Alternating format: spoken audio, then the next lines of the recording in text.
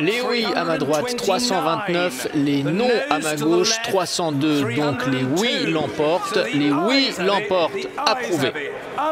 Les députés britanniques ont pris la main sur le Brexit lundi tard dans la soirée. Ce mercredi, ils vont ainsi pouvoir organiser une série de votes indicatifs sur la forme qu'il doit prendre. C'est clairement un nouveau camouflet pour l'accord de sortie négocié entre Theresa May et l'Union européenne. La journée a été d'autant plus difficile que la chef du gouvernement britannique a vu 3 de ses ministres quitter le navire après le résultat de ce vote. Je dois féliciter la Chambre des communes pour avoir pris le contrôle. L'approche du gouvernement a été un échec cuisant et cette Chambre doit maintenant trouver une solution. Nous ne savons pas ce que la Chambre décidera ce mercredi, mais je sais qu'il y a beaucoup de députés qui ont travaillé sur des solutions alternatives et nous devons débattre de celles-ci pour trouver un consensus.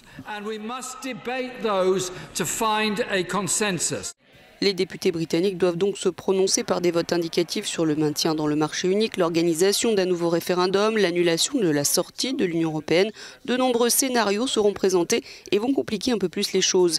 Mais le but de tout ceci est de voir si une majorité émerge pour un scénario plus que pour un autre. Devant le Parlement, Theresa May n'avait pourtant pas abandonné la partie.